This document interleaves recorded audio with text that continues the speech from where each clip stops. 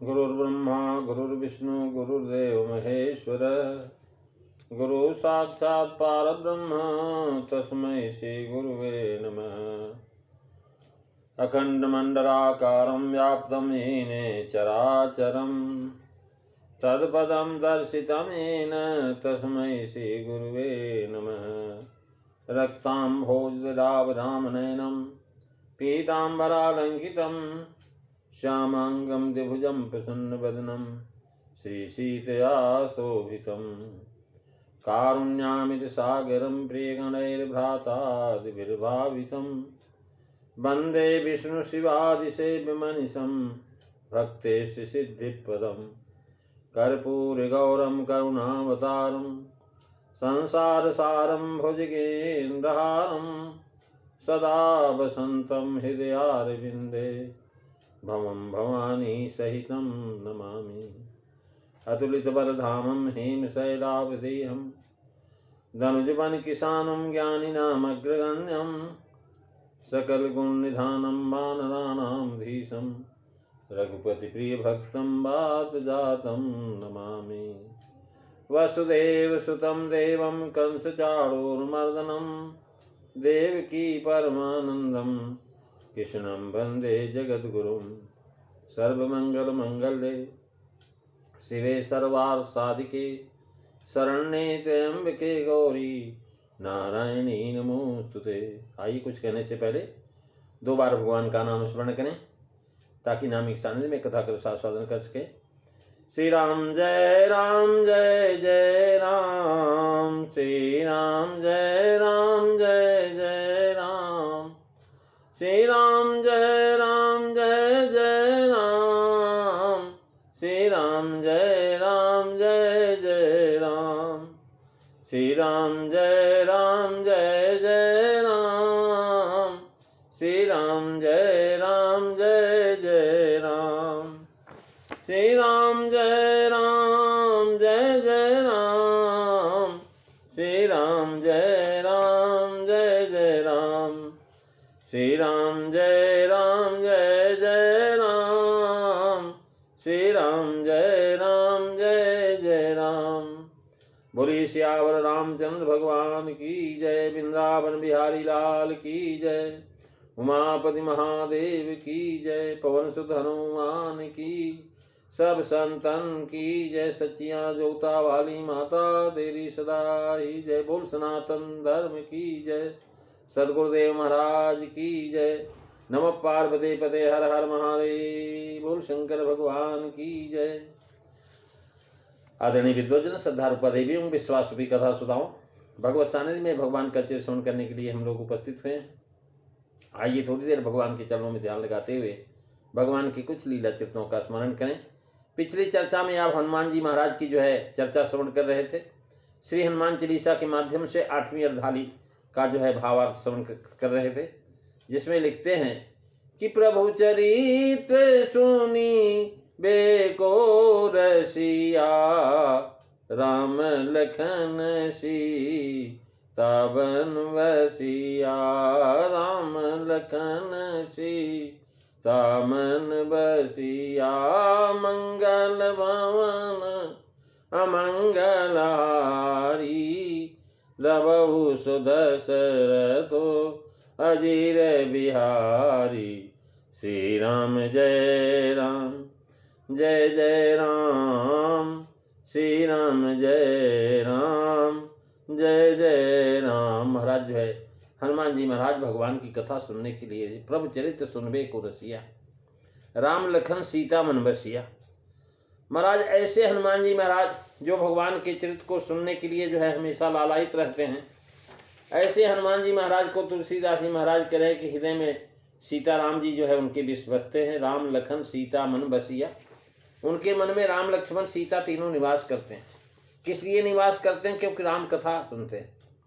राम कथा कोई भी सुनाए, कहीं भी सुनाए, किसी भी स्थिति में सुनाए, हनुमान जी वहां पहुंच जाते हैं। यत्र यत्र रघुनाथ कीर्तन, जहां जहां भगवान का कीर्तनवाद होता है वहां हनुमान जी स्वयं पहुंच जाते हैं। महाराज कथा सुनने के रसिक, चाहे कोई भी कथा सुनाए, कैसा भी वक्ता हो, अच्छा हो खराब हो, कम पढ़ा लिखा हो, ज़्यादा पढ़ा लिखा हो, अच्छे मंदिर में बैठा हो, छोटे मंदिर में बड़ा बैठा हो, बड़े मंदिर में बैठा हो, पेड़ के नीचे बैठा हो, पेड़ के ऊपर बैठा हो, कहीं भी कथा सुना रहे हैं तो महाराज सुनने के लिए हनुमान जी वहाँ पहुँच जाते हैं। जहाँ जहाँ भी भगवान की कथा होती वहाँ वहाँ पहुँच जाते हैं। महाराज जो हनुमान जी को सुनने का व्यसन है, जितना सुनने में आनंद लेते हैं उतना ही सुनाने में भी आनंद लेते हैं, क्योंकि राम कथा का वर्णन भी हनुमान जी बड़ा विशिष्ट करते हैं। उन्होंने जो है हनुमान जी ने महाराज जो है सबसे पहले तो आप आश्चर्य करेंगे सबको कथा सुनाते हैं। यहाँ तक कि राम को कथा सुनाया, सीता को कथा सुनाया, लक्ष्मण को सुनाया, और जो है भरत जी को सुनाया, विभीषण को सुनाया, सुग्रीव को सुनाया, सीता जी को सुनाया। कोई ऐसा नहीं मानस में है जिसको उन्होंने कथा न सुनाया। महाराज सुनाने में भी बड़ा आनंद लेते हैं। ऐसे कथा के रसिक हनुमान जी राम कथा रस के आस्वादन का अवसर कभी नहीं चूकते। एक छोटा सा मंदिर था महाराज देहात में, एक पंडित जी बड़े अच्छे विद्वान थे, लेकिन जो है महाराज जजमान कोई थे नहीं, इसलिए कथा उनकी चलती नहीं थी। अब महाराज पत्नी रोजाना कहती है, अरे तुम्हारा पढ़ना लिखना बेकार, इतना पढ़े लिखे होकर के भी तुम जो है 2 पैसा कमा के नहीं ला सकते, तुम्हें कोई जजमान नहीं मिलता। तो हनुमान जी ने जो है वो पंडित जी सोचे महाराज जजमान किसको बनाए। किसी से अगर कहते हैं भाई कथा सुन लो तो सुनने को तैयार नहीं। भाई आप जो है सड़क पर खड़े हो जाओ, किसी से कहो भैया 500 रुपया दे, 100 रुपया दूंगा, तुम बैठ जाओ कथा सुन लो 1 घंटा। महाराज वो बैठेगा नहीं, बल्कि कहेगा चलो चलो महाराज हम बहुत देखे हैं तुम्हारे जैसे, तुम ठगने के लिए आए हो। महाराज कथा सुनना तो दूर रहा, वो आपको ठग भी बता देगा। अब आप सोचिए, लेकिन वो ब्राह्मण देवता सोचे कि भाई कोई कथा सुन नहीं रहा है। एक जंगल में महाराज जो निराज जो है ऐसा निर्जन स्थान में मंदिर था हनुमान जी का। अब उन्होंने सोचा कि भाई और कोई कथा सुनता नहीं, हनुमान जी सुनने के रसिक हैं, चलो इनको ही जजमान बना करके कथा सुना देते हैं। महाराज हनुमान जी के मंदिर में नित्य प्रति जो है कथा सुनाने लगे। 9 दिन का संकल्प किया। 1 दिन बीता, 2 दिन बीता, वहाँ कोई आता तो था ही नहीं। कभी कोई आ गया, एक आध सीधा दे दिया, दाल चावल आटा रख गया, किसी ने 16 रुपया दे गया, लेकिन पंडित जी का कुछ काम बनता नहीं था। और रोजाना पंडितानी पूछी भाई आज क्या कमाए, कहाँ गए थे। तो पंडित जी ने सोचा भाई बार बार पूछती, इसको क्या बताएं। उन्होंने कहा भाई देखो ऐसा, राजा साहब के यहाँ कथा सुना रहे, राज राजेश्वर के यहाँ कथा चल रही मेरी, और अगर उनको पसंद आ गई तो मालो माल कर देंगे, अगर पसंद नहीं आई तो महाराज हलाल भी कर सकते हो, फांसी भी करवा सकते हैं, क्योंकि राजा है। राजा मन की बात को नहीं जाने है कोई, पहले तो बंदी भय फिर जाने क्या होए। मंगल भवन मंगलहारी दबऊ सो दशरथ अजीर बिहारी।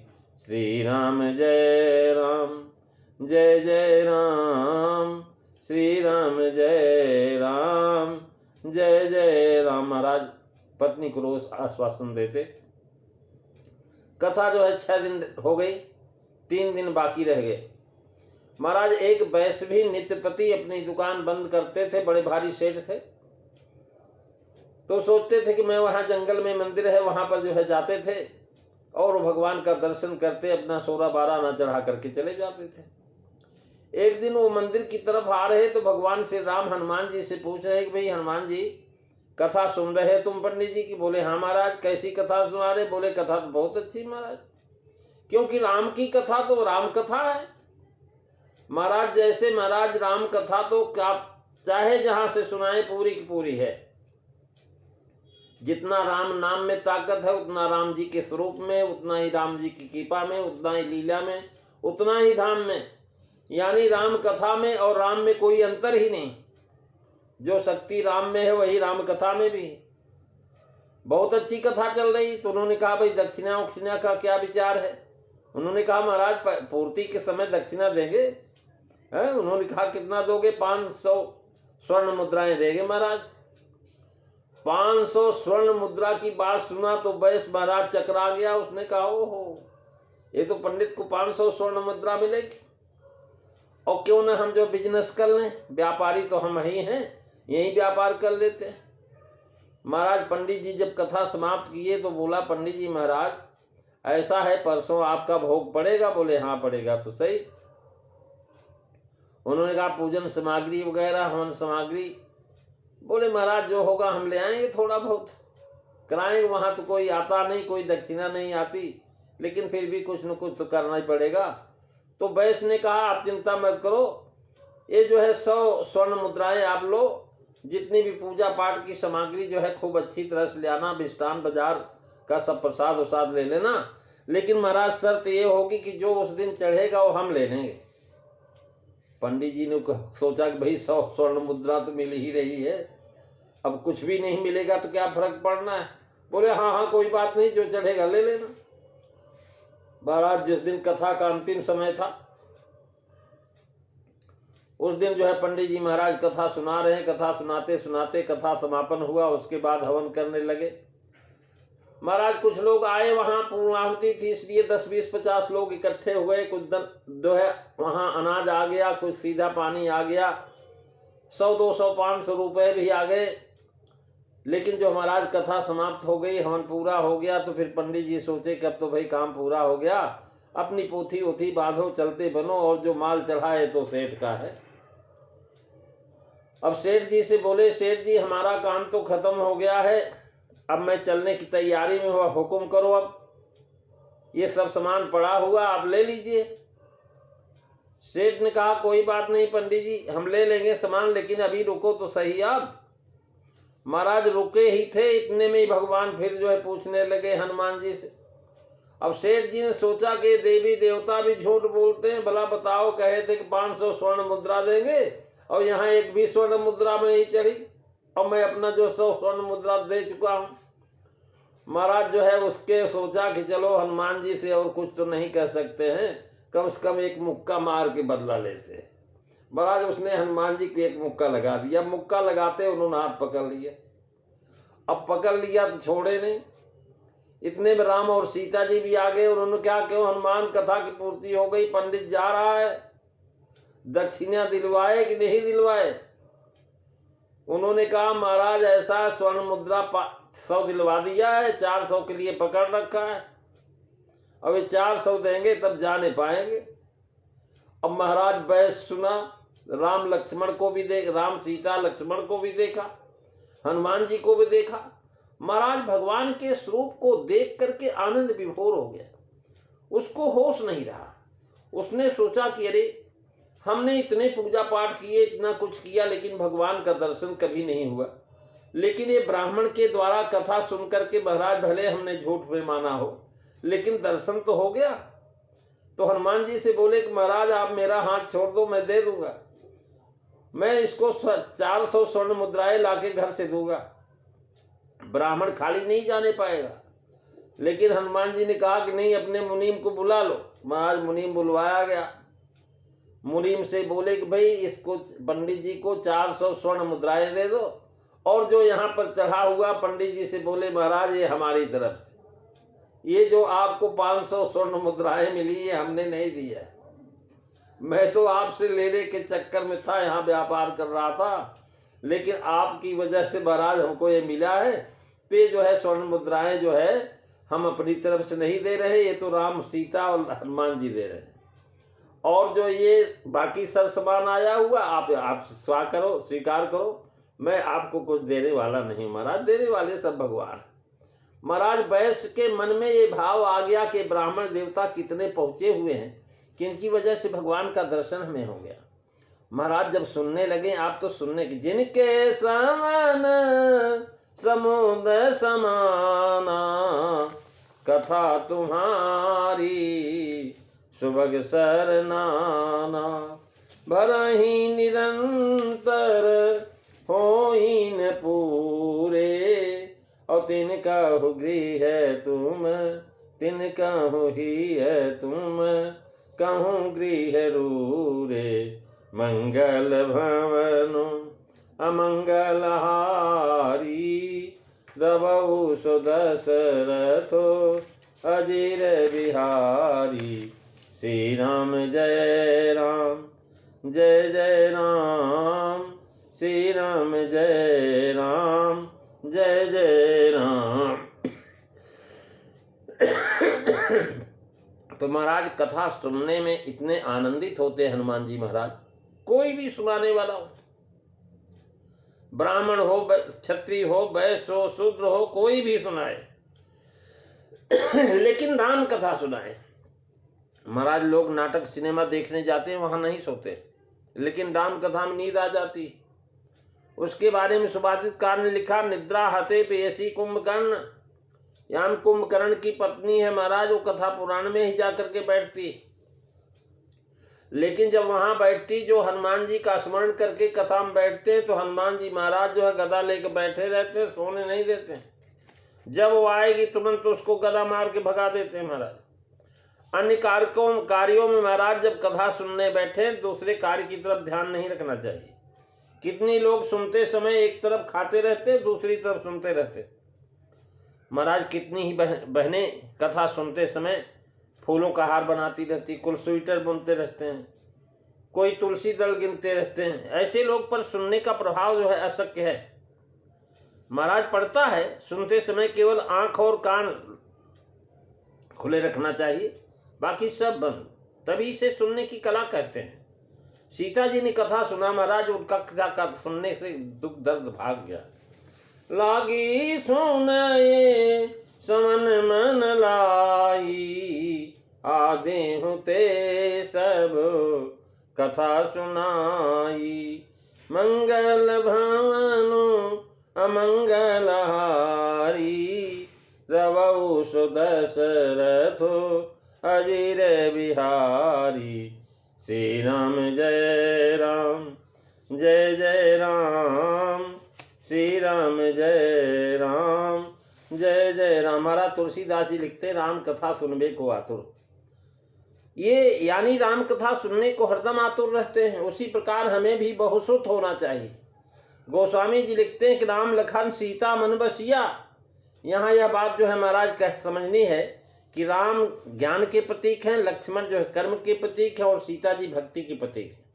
इस प्रकार हमारे जीवन में ज्ञान, कर्म, भक्ति, इन तीनों का समन्वय होना चाहिए, ये जरूरी है।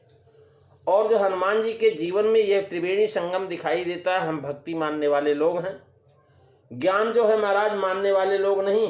कितने ही लोगों को यदि हम कहें कि चलो भैया मंदिर में सत्संग में चलो, दो शब्द जो हमारा ज्ञान के सुनने को मिलेंगे, तो झट से कह देते महाराज नहीं भाई, हमको तो केवल भगवान के भजन में ही दिलचस्पी है, ज्ञान के लिए क्या है, क्या बिना ज्ञान की भक्ति नहीं हो सकती। महाराज आज शंकराचार्य जी कहते हैं कि ज्ञान विहीनम सर्वमतेन मुक्ति न भजतिम जन्म सतेम। कहते हैं कि महाराज जब तक जो है ज्ञान नहीं होता, तब तक उस पर प्रेम कैसे होगा। जाने बिन होई प्रतीति, बिन प्रतीत होई नहीं प्रीति, और प्रीत बिना नहीं भगत दिढ़ाई, जिम खगेश जल की चकनाई। महाराज ये मेरी माँ है, जब तक ये ज्ञान नहीं होगा तब तक माँ से प्रेम कैसे होगा, वो कैसे बढ़ेगा।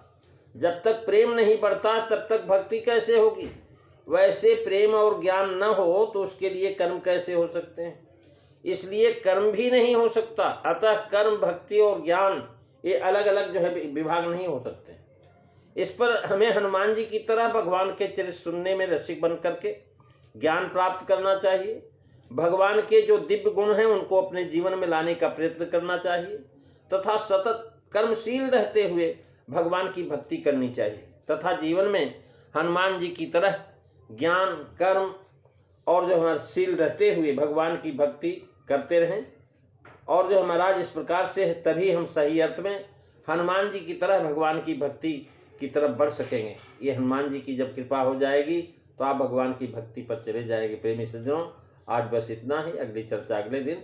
श्री राम जय राम, जय जय राम, श्री राम जय राम, जय जय राम, श्री राम जय राम, जय जय राम, श्री राम जय राम, जय जय राम।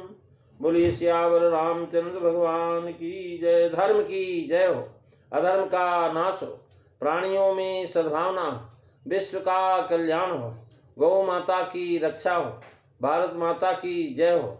जय काला ये वीर बजरंगे, हर हर महादेव, जय जय सीताराम, जय हो।